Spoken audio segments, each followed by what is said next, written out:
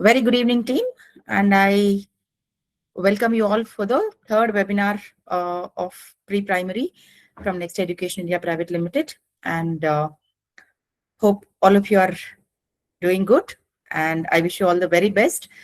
I think all the schools across India are in the welcoming mode, welcoming children, and I think teachers are all very happy to join back school and to start off your fresh academic year, right?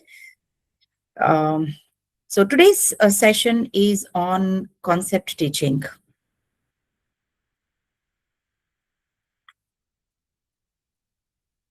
So as you all know, the title of the session is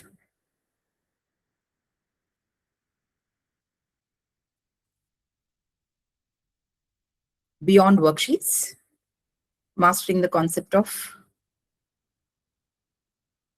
Art of Concept Teaching in Early Years. Very good evening.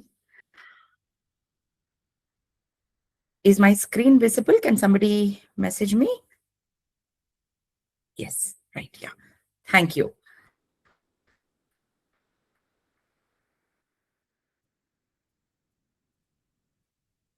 Great. So today we're going to do understand and discuss three things. One is what is concept teaching and what are the key concepts that are taught in early years, and what are the teaching strategies that we as teachers can actually follow in the class in order to ensure the children learn concepts the way they are supposed to be learned. Right. So session one, what is a concept? Can you all please type? What is a concept according to you?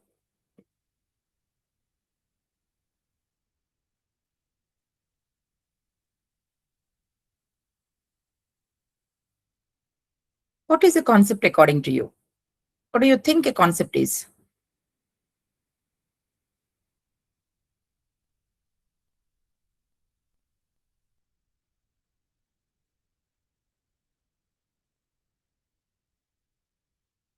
Concept is a new topic. It is an idea. Wonderful. It is the basics of the topic. Great. A new idea. A thought. A topic to be taught. It's an idea. Yes.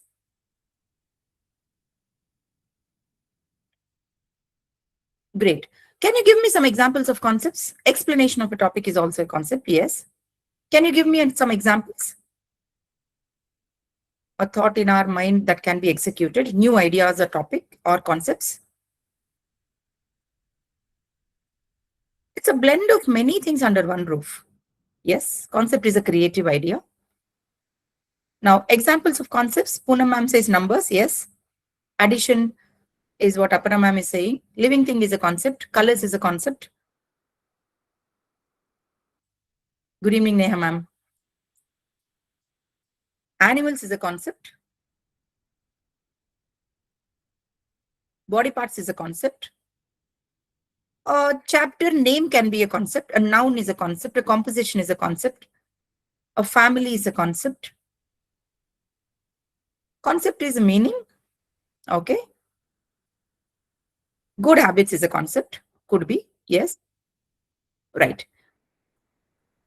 Thank you so much. Abstract representation of anything is a concept. Maybe. Great. So let's see what the slide says. A concept is a big idea in the mind. It helps children make the sense of the world. So all the examples that we now saw on the screen are actually the examples. Yeah, pre-math concept in and out is also a concept. So all these ideas in the form of concepts are making a sense of the world to a child, right? So examples. So a size concept related to a size is big and small. Concept related to a position is in and out, which is a concept. Concept related to emotion, happy, sad is also a concept. So these are all basic ideas. Now, if we don't teach children these concepts, what happens? Children do not make the sense of the world. They know that this is of this size, but what size is it? Whether it is big or small? Where is the object? What is the position of this object? They'll not know. They'll just know that the object is in certain position. But if the object is in certain position, whether it is in or out, they'll not be able to, right? So similarly, emotions. In fact, any concept that we take, it could be a letter, it could be a number, it could be a color, it could be a shape. So we teach children to make the sense of the world around them. So all the concepts that are a part of our teaching learning process, not in fact only in pre-primary, but across education, whether it is preschool education or early years education or a primary education or a K-12 education or even a higher education, everything that is learning, that we are learning or that is meant to be learned, is to make a sense of the world, to live in a better world, to understand the world, because we are living in this world. So key concepts are nothing but they are thinking tools, and they're not just words. So some idea which is helping the child think or student think is a concept, right? So children may depend on others for simple tasks. If we don't clarify those concepts, they'll have the dependency throughout life. You're right, Fatima ma'am.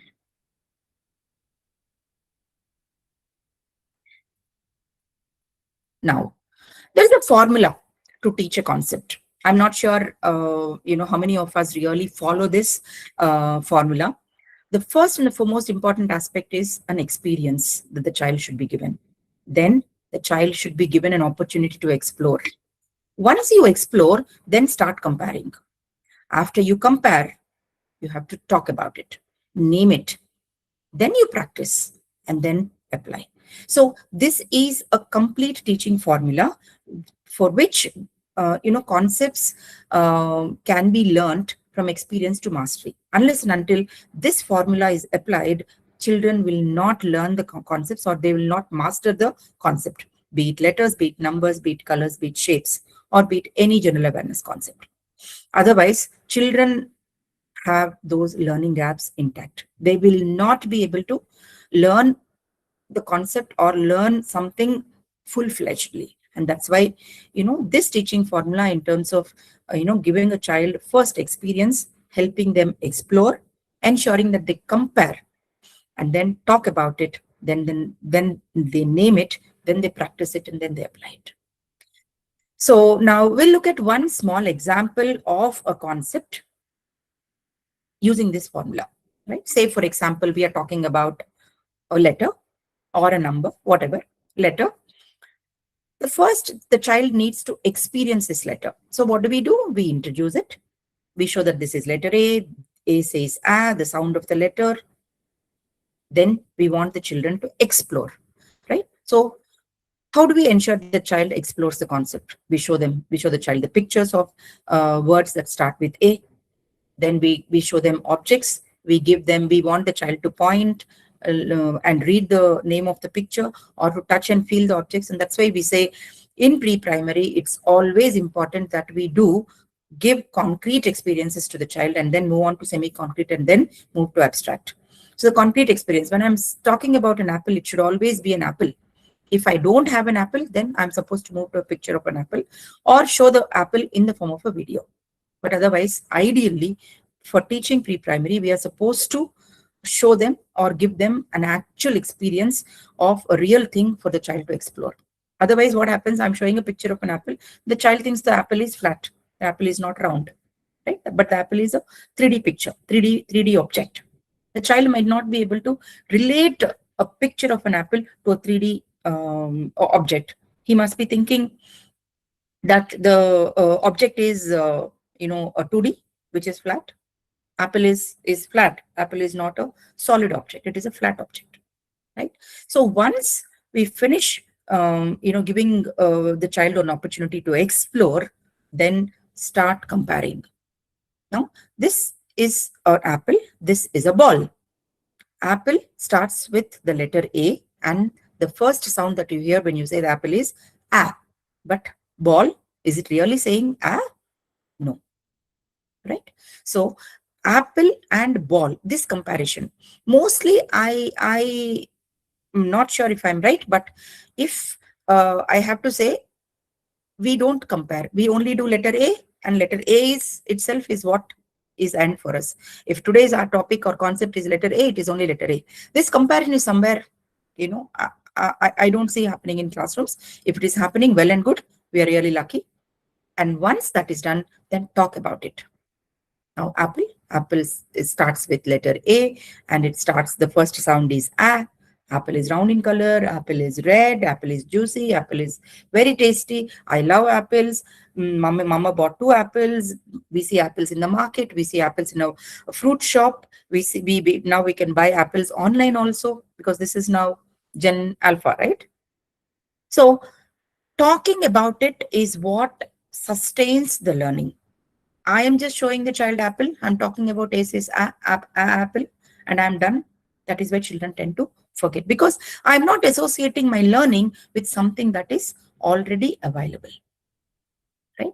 And then you name it, and then you practice it, and then you apply it in a real life context. So where will this application be? When somebody brings snacks, when they see apple, they should be able to look at this and then say that this is apple. When the teacher says, I want you to talk about or name 2 objects that are that start with A, the child should be able to look around and see, okay, oh yeah, this is axe. So axe starts with letter A and A sound. The first sound that I hear when I pronounce the word axe is A. So this application, wherever there is A, the child should be able to identify. A is in the name of the school of our in the school board, on the school board of our outside our school. We have letter A in the name of our school. The name of our school contains A. My name contains A. Your name contains A. Her name contains A. Right? So the child should be able to see that. And whenever somebody says this A, the child should be able to relate. Okay, A, they're saying A. That means this particular spelling should have letter A. So this application is what becomes real learning for a child. If the concept is taught using this formula, I think we will never be able to see a learning gaps, because nowadays we are seeing a lot of learning gaps by the time children move from UKG to grade 1, and grade 1 it is becoming very tough, right? So for whatever are the reasons, because Gen Alpha kids, techies, low attention span, low memory, because they feel technology is now going to do everything for us, for whatever are the reasons. So unless and until the concepts are taught using this formula, we will not be able to ensure children are learning better, right? So this particular formula, using this particular formula, if concepts are taught, they'll help children organize, compare, and understand the world around them. But otherwise, if we don't focus on stressing teaching concepts this way, they are just going to be labels and vocabulary. That's all. And what is this? Why this? Children will not have an answer, right? So this is something which we all need to remember. Any questions till this point, teachers? Should we continue? Great. Yeah. So as we discussed, concepts help children organize information, compare and classify, understand their surroundings, and they move from seeing, thinking to reasoning. You're seeing, you're thinking, what is this? And reasoning becomes, why this? If education is not allowing children to reason, then it is not education, as far as I know. So shifting learning from memory to understanding meaning, so to comprehension. So why am I learning this is something which we all need to put the thought as teachers in the class, in the child's brain. So no, when my daughter was young, she always used to ask me, Mommy, why writing? Why writing? Why should I write? Why should I write? This was her question throughout her 3 years of pre-primary. End of UKG only, she was able to, get that. Otherwise, it was always, Mama, why writing? No, I don't want to write. She was too good at phonics. She was too good at spellings, but writing, because she was not convinced, because she was not able to find the reason for writing, right? So unless and until we give children a thought to reason why, learning is not going to be sustained. Now, let us see. I see most of the teachers asking for more worksheets and stuff, and they want and apart from what books you are using, I see so many teachers taking so many printouts. I am not saying worksheets are bad, but comparatively a worksheet versus an experience. The slide is self-explanatory. Now, if you have a worksheet saying color the big apple, this particular activity, the learning that this particular worksheet gives the child versus an experience of comparing 5 real apples or 2 real apples is something which the child is learning more, because this is an experience. The experience stands intact. Circle the tall tree. Instead of circling a tall tree as a worksheet, stand next to a friend and compare your height. Who is tall? Match full and empty visuals. Fill empty cups. Fill and empty the cups with water. Fill water, empty. It's a concrete experience. Draw inside and outside. Draw something inside, draw something outside, or color something inside, color something outside. Instead, ask the child to go under the table or go inside the loop. Draw a circle. Ask them to jump inside, jump outside. So activities like this or experiences like this will actually give better learning for a child instead of worksheets. Because now we all, as a team, we were all traveling across, and and this is something which teachers are always asking, ma'am, if there are more worksheets, that would really help. Right. So this is why, I thought probably this time we should address this aspect of, worksheets versus experiences. Now, NEP is also pushing so much that children should be given concrete experiences in class, activity-based learning, right? So I think now it is very clear for all of you in terms of what is a concept. Teaching concepts or learning concepts through worksheets versus experiences. Right. So let us understand what are the key concepts that are taught in early years. Right. So we do pre-math, we do numeracy, we do literacy, and we do some general awareness concepts also. So let us see what pre-math concepts do we do. So pre-math concepts are basically the ideas children understand much before getting into math and number operations. Right. So I always ask teachers a question, when we think about our great grandfathers, everybody were nishanis, right? So no, they were not literates. So even then, if you ask me, my grandfather used to always say, ma'am, he used to always say, this roof is about 10 feet height. And my brothers and I, we always used to, mostly my brothers, they used to always say, no, you actually have measured. Just a moment.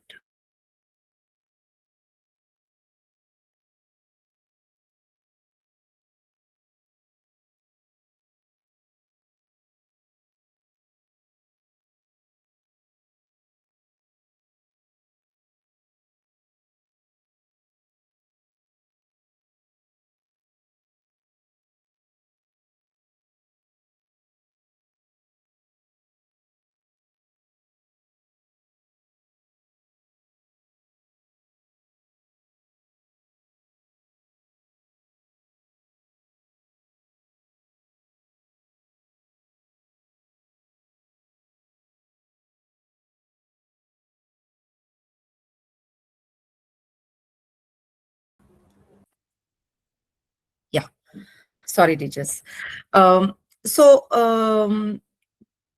my brothers used to always tease my grandfather, saying that the height of this particular this thing just because you must have measured. But he used to just say, no, you take me anywhere, I'll be able to tell the height. So when they actually, when they were young, they went and experimented this with my grandpa, and wherever they took, he used to just stand and look at that and say, approximately this is about 12 feet height, this is about 15 feet height. And to our surprise, my brothers used to go and then measure, and they used to literally see that to be approximately nearer to that, right? So even though he doesn't know numbers, he doesn't know how to read numbers, how to write numbers, no maths, no school, nothing, but he was able to guess the height in approximation. That is a pre-math concept. Being able to measure something or being able to identify that something is so and so is much before numbers. So estimation is a pre-math concept. Measurement is a pre-math concept in terms of height, in terms of weight, in terms of distance, right? So in terms of width, everything is a pre-math concept. So before I tell you that this is 10 inches tall or this is 10 inches long, I'm saying this is long and this is short. This is tall, this is short. This is wide, this is narrow. Right? So that is the beauty of pre-math concepts. In fact, if you ask me as an early years educator, I will not recommend introducing numbers in nursery at all. Nursery children should exclusively be taught only pre-math concepts. They should explore, they should experiment, they should be able to estimate and say this is tall, this is short, this is long, this is short, this is heavy, this is light, this is big, this is small. Right? So that beautiful children become aware of the concepts if they are first taught pre-math concepts much before numbers. So I think at least for 6-7 months, I think the only thing we need to do is only help children explore pre-math concepts and not numbers. If you talk about good Finnish curriculums, they all advocate teaching pre-math concepts in the first level for at least 5-6 months of early years education. Yes, ma'am. Yes, these are all pre-math concepts. Yes.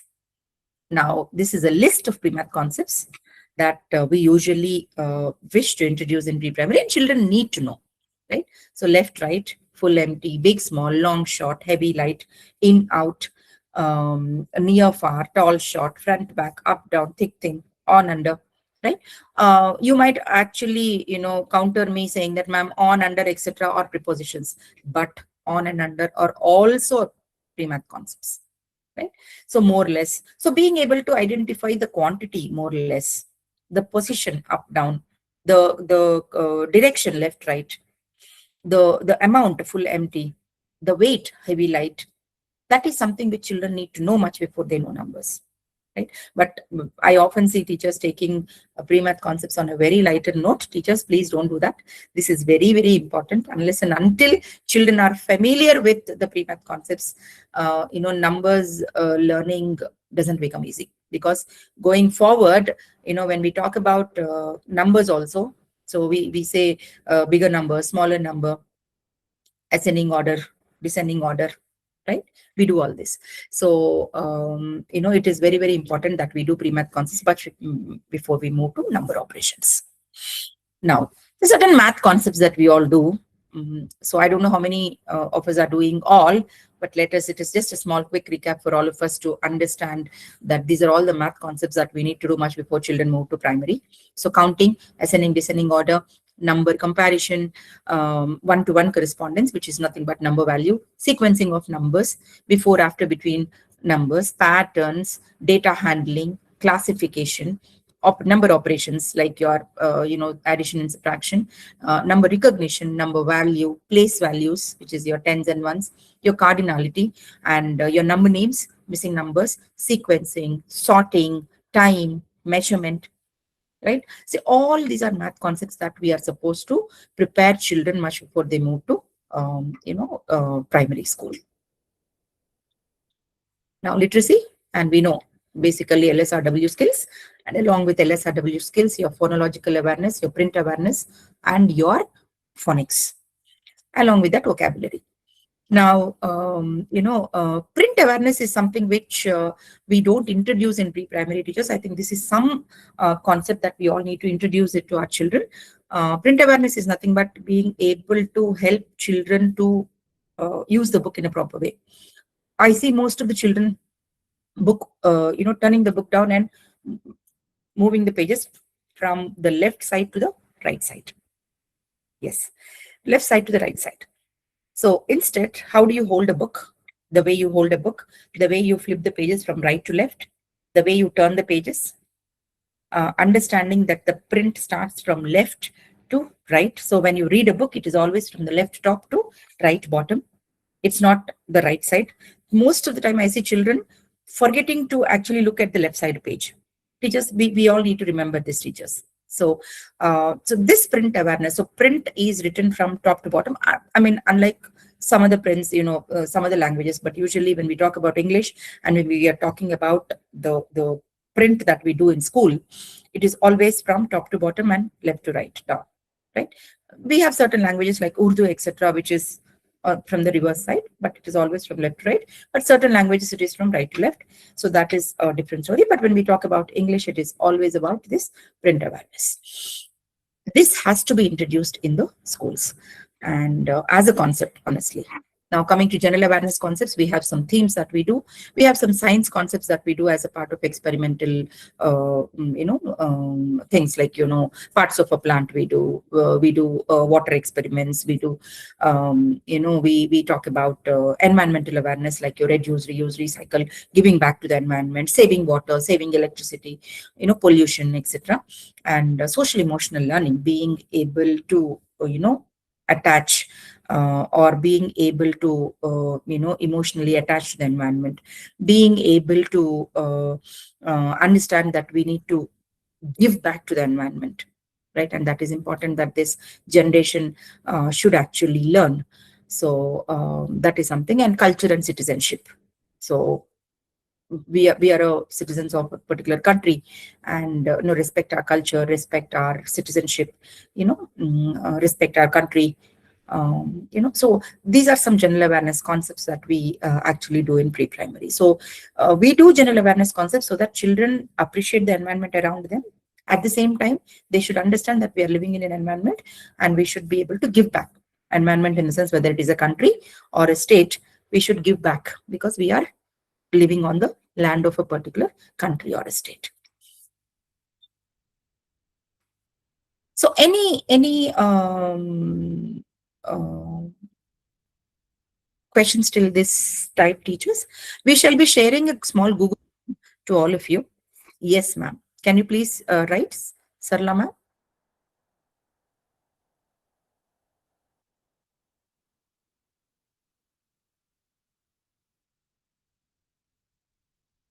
Can you please message your question?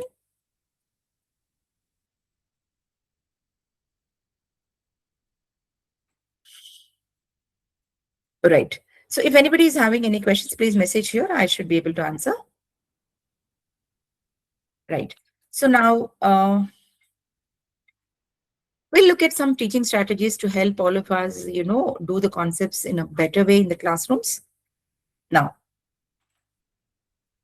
when we talk about concepts, the most important thing that we all do is our language in the classroom, right? So when we do a concept called big and small, we'll say this is big, this is small, right? The better approach is which one is bigger, which one is small, which one is big, which one is small. Is this big or is this big, right? And that is what helps children think when you ask a question. So when we are actually showing something and saying this is big, this is small, introduction is still okay. But when we want children to explore which one is bigger, right? So this helps children think, okay, which one is bigger? So this question itself creates that thought in a child's brain, and then helps the child to, that question triggers thinking, and they'll be able to analyze which is bigger and smaller. This analysis is a higher order thinking skill, and that's how children move from a lower order to higher order thinking skill. Memorize left and right, move your own body, move your body to left, move your body to right. Even certain pre-math concepts, recently I was talking to somebody. So I was telling, I see teachers making charts and flashcards for body parts. I really don't understand. Your body itself is there right in front of you. Every child has a body.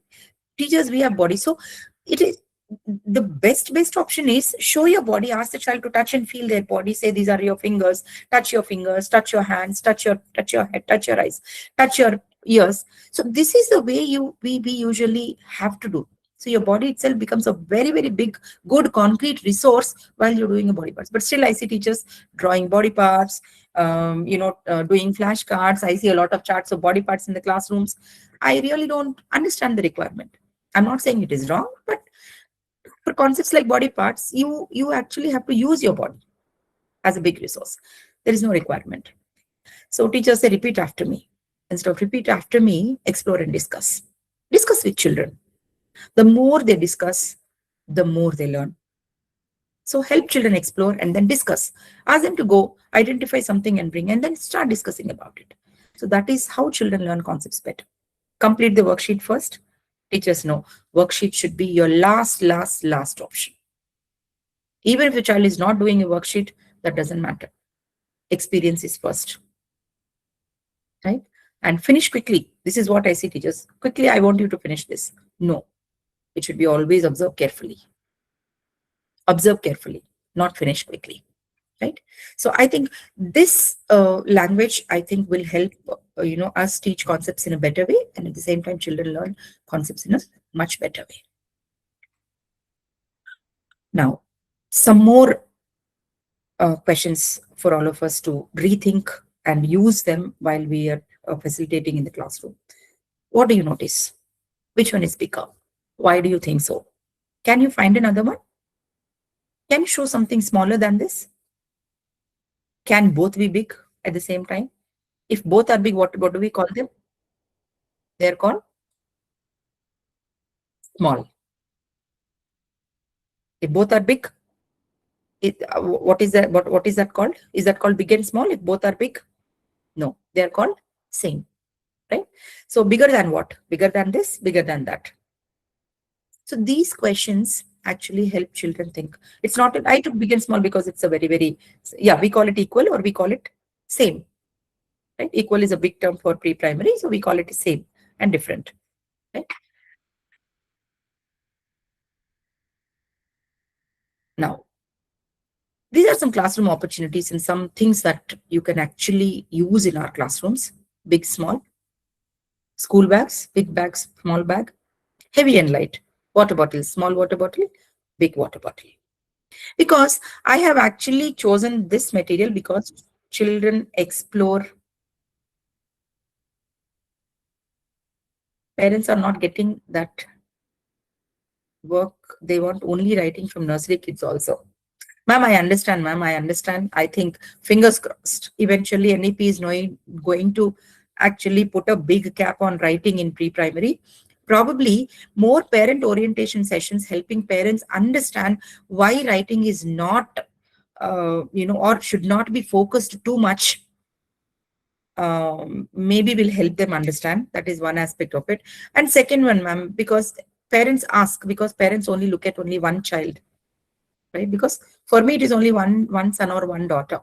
But as a teacher, for me, 30, right?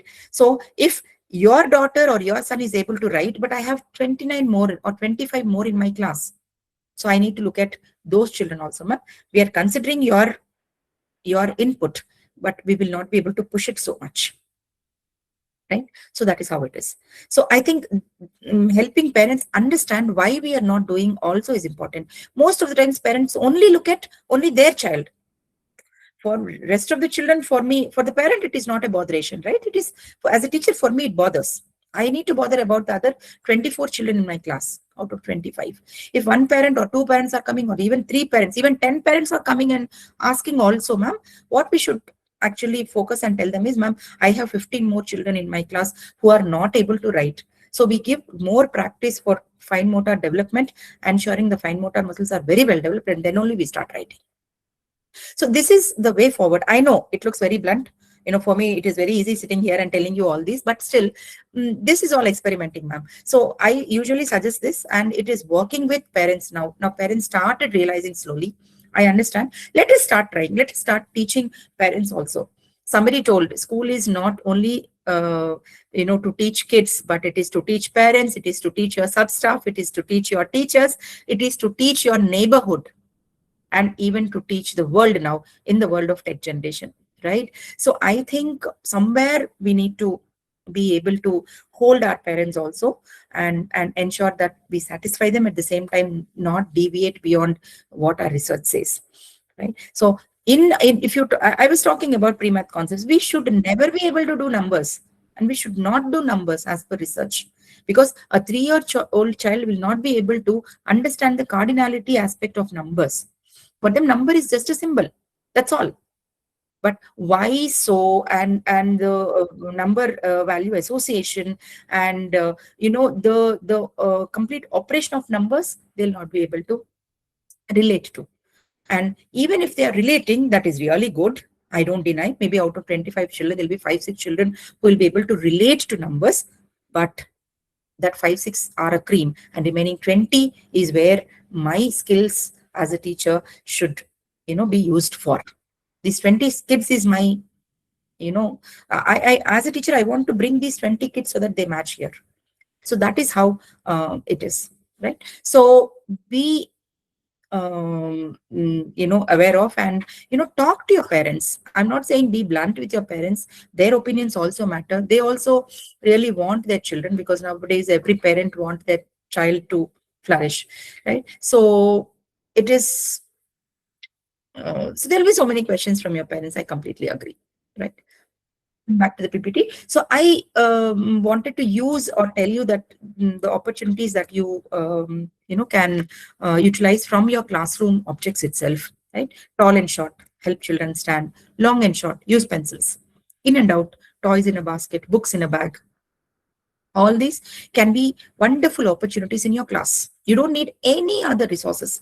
In fact, earlier, if you talk about great methodology of Montessori, given by Maria Montessori, she was initially using all the waste wood materials that were there, in a construction site for the children, for the laborers' children, right? And I think it all depends on how you use your thought process to utilize materials and create opportunities for children.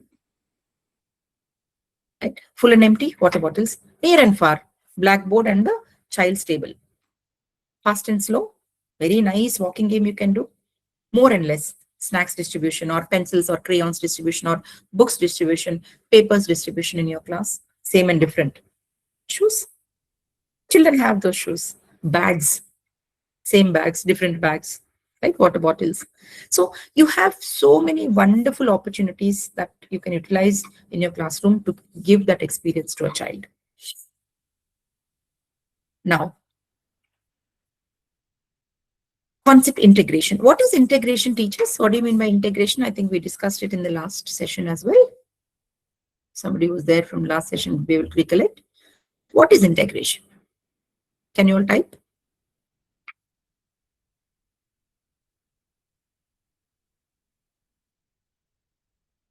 Integration means, what do you mean by integration? Integration is connecting. Good. To relate to other subjects.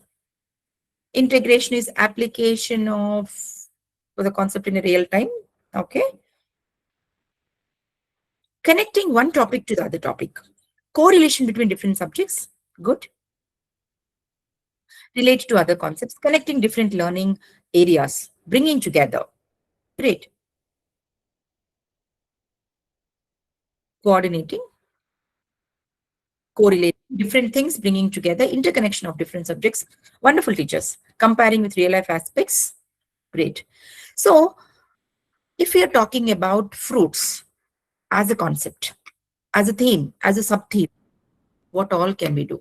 We can do a pre-math concept. We can do counting. We can do 3 pre-math concepts: heavy fruit, light fruit, more fruits, less fruits, big fruits, small fruits. And we can integrate a color. We can integrate a shape. We can integrate math in terms of counting. We can integrate taste, texture, right? So one theme, many concepts. If we really look at all the concepts this way, I think nothing like it. Children will be able to learn concepts without any learning gaps, teachers. Now, we were talking about a formula, right? Introduction, experience, explore, right? Talk, apply, right? So when we do identify all the concepts that we can teach from a particular concept, I think that will satisfy the formula. You don't need to recreate or rewrite a lesson plan for that particular thing, concept. So if you look at, there is a pre-math concept, there is a math concept, there is a color concept, there is a shape concept. When we are presenting about a taste or a texture, you're expressing that this is smooth, this is rough, this is sweet, this is sour. There is a language concept associated to it. And when you can actually even add a couple of more language concepts to it. Can somebody tell me? When we're talking about names of the fruits, what is the first sound when you hear Yeah, noun, which is the names of the fruits. When we talk about the what is the first sound when we hear when I say mango, mm. When I say banana, b. When I say apple, a. Your language is also integrated into it. Yes, ma'am. Phonics, yes. Right. So concepts, after you teach concepts, try and see that you integrate the concepts. Now, mostly when we do concepts, we do assess concepts, maybe through a worksheet or maybe asking them much before you assess. For us, and this assessment or observation is for us as teachers. When I finish doing my concepts, observe if a child can compare. Is the child able to classify? Is the child explaining? Is the child using the vocabulary correctly? Is the child able to apply this particular concept in another situation? Basically, integrating. Is that possible? So I think this is something which we need to um, reflect on ourselves when we finish doing a concept. And there is a small checklist. You can actually create your own checklist. This is a sample that I have created for all of you. So when you look at the skill comparison, sorting, vocabulary, application independently. Yes, emerging needs support. So for every concept, if you can just have a small checklist for your class, that really works well. And eventually, this can be documented as a part of the child's portfolio and even as a part of your documentation in the class, which you can actually show it to your parents as well. Right? When I finish doing my concepts and when I look at this checklist, thinking about if the child is able to compare, classify, explain, use vocabulary, and apply it in another situation. So, for example, when I'm teaching a concept called big and small, is the child able to use that my lunch bag is small and my books bag is big? This is application in another situation. If that the child is not able to do, then the child had not learned anything. Right? And is the child able to classify that these are all big balls, these are all small balls? Is the child able to compare two things, saying that this is a big chair, that's a small chair? Teacher's chair is big, my chair is small. Right? Is the child able to explain, teacher, your chair is big and my chair is small? If the child is not able to explain this, then concept learning did not happen. So please remember, teachers, when you do your concept teaching, please be aware that this is a self-assessment for you to actually help children or help understand that the children had learned the concepts properly or not.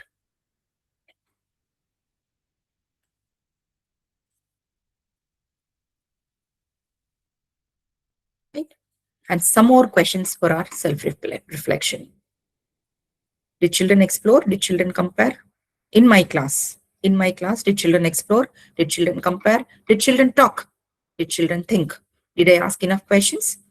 Did I give answers too quickly? Did I not wait for them to or give them a sufficient time to think?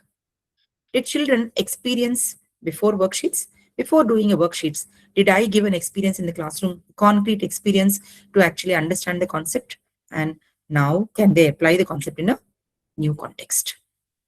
So this is something which is a small reflection for all of us.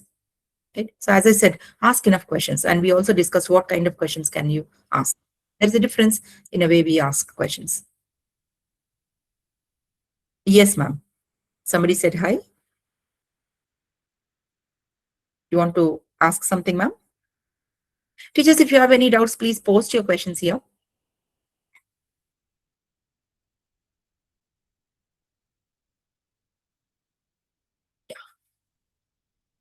Now, there are some concepts that are confusing, and we get confused, teachers get confused, children get confused, right? So if we talk about concept called full and empty, the domain or area is capacity, but more and less is quantity. Right? Please don't get confused between full and empty and more and less. Tall short is height, long short is length. Yes, ma'am, you can try this for secondary students as well. we were discussing a very, very small concept called pre-math. You can actually try it with any concept that is a part of their topics or their curriculum, that you can try. Now, up down is a direction, high and low is a measurement, which is a level. Few, many, quantity, more, less is a comparison. Right? So teachers, please don't get confused. Now you can't say few water, less water. You have to say more water, less water. Few milk or more milk. Many milk or more milk. Less milk, few milk. Right? So you should be able to help children understand quantifying and comparison. Right? So don't get confused. Ma'am, certificate will be shared to your email ID. Now, teacher's role, please do not lecture, just facilitate the learning. Observe children's understanding. Are children able to identify? They're able to sort, they're able to express. Guide them through questions. Prompting is more important in a pre-primary classroom. The more you ask questions, the better, children learn. And give them time to think and respond.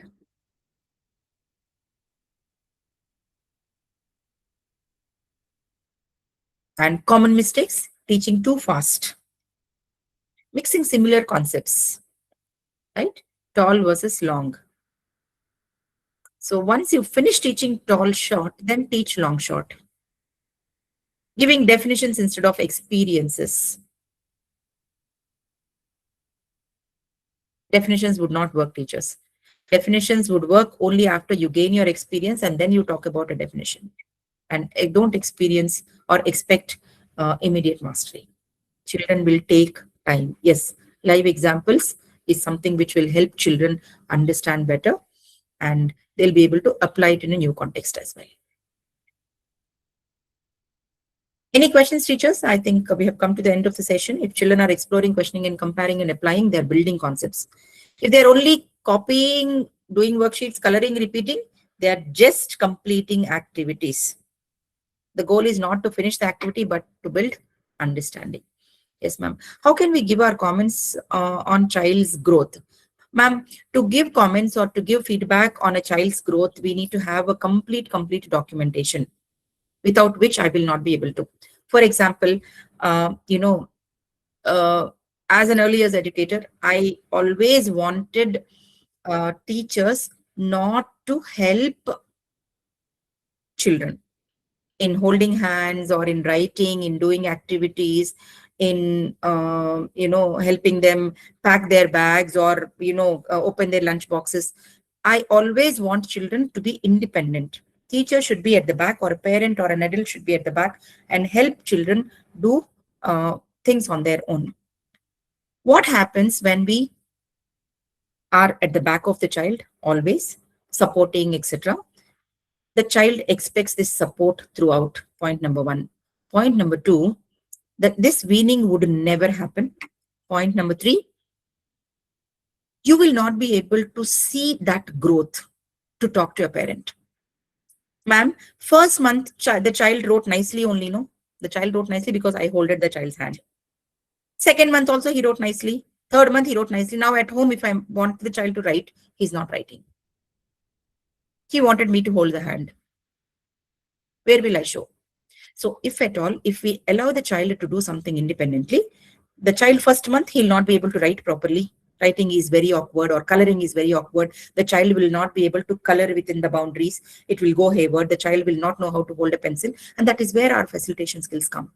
Pencil or a crayon. Then we help, we tell them, now, see, you have actually drawn this. Now you colored this. This went out of the boundary. Now I want you to sit properly, understand, and then circle only or color only in the boundary. Trace, hold a crayon properly, go up, come down, write B.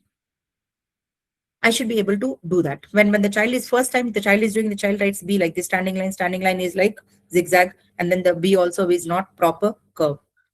First month it happened. Then uske baad we gave a lot of activities. We gave very nice fine motor activities for children, and then the muscles got strengthened. And second month when the child is writing, the child's writing is far more better. So showing the first month, second month, and the third month, if still there is no improvement, whatever the child did in the first month, the child is still doing in the third month, then it is an alarm. We need to talk to the parent. We need to see what is the problem. Is the problem with the fine motor muscle development, or is the problem with the child's understanding? The child is, sometimes the child looks at the image as a mirror image, right? So that is why when you can still give feedback, but have proper documentation to show it to the parents, saying that, ma'am, this is how your child was. Now the child is like this. We did 1, 2, 3, 4, 5. At home, we want your support. Please do 5, 6, 7, 8. So that is what we need to be able to help, parents, or suggest parents. So complete responsibility of the school is not the way forward, teachers. Parents should support at home as well. I'm not saying let them support in child's education, but there is so much that parents can actually do at home. We'll have a small session on what all parents can do at home, probably in the next webinar. Then you can actually suggest all those to your parents, right? Any questions, teachers? I still have 5 more minutes. Thank you, ma'am.